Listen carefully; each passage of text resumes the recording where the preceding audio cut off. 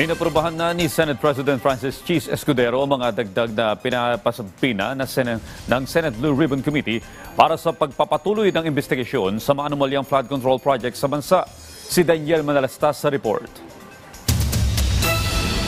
Hindi lang flood control projects, kundi lahat na ng infrastructure projects ang imbestigahan. Yan ang gustong mangyari ngayon ni Senador Juan Miguel Zubiri sa harap ng kontrobersiya sa umano'y anomalyang nangyayari sa flood control projects. At dapat daw lahat ng kontratista, opisyal ng gobyerno na mapapatunayang nasa likod ng anomalya sa mga proyekto ay kasuhan ng plunder, graft and corruption at syndicated estafa. Pinirmahan na ni Senate President Francis Escudero ang mga dagdag na pinapasabina ng Senate Blue Ribbon Committee para sa pagpapatuloy ng investigasyon ng Senado. Kabilang narito ang 5 kontratista at 3 opisyal ng DPWH. Kasama rin dito ang asawa ni Sara Diskaya na si Pacifico Diskaya II. Sabi ni Escudero, tamaan ang mga personalidad na mapapatunayan lumabag sa sabwatan. Sabi naman ni Senate Blue Ribbon Committee Chairperson Rodante Marcoleta, may mangilan-ngilan na raw na nagpaparamdam na tila gustong tumestigo. Merong mga pillars, kaya lang, ang aking sinasabi, gusto ko munang makita yung extent ang kanilang sasabihin bago, kung wala namang bago, paano naman yun. So, pinakamaganda, ma-determine natin, ano ba sasabihin mo?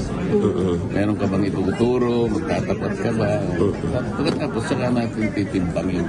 Dahil sa mga ghost projects, nawalan po ang ating ekonomiya ng 42.3 billion hanggang 118.5 billion piso mula 2023 hanggang 2025. Katumbos po nito ang 95,000 hanggang 266,000 na trabaho na sanay na pakinabangan ng ating mga kababayan.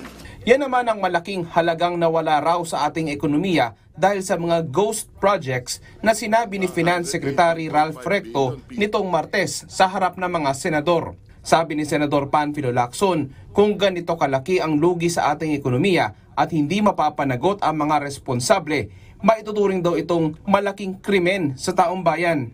Mungkahi rin ng senador, i-overhaul ang PICAB o Philippine Contractors Accreditation Board na anyay nababahiran umano ng korupsyon. Reaksyon din niya ng senador sa harap ng pagbibitiw ni PICAB Executive Director Herbert Matienzo.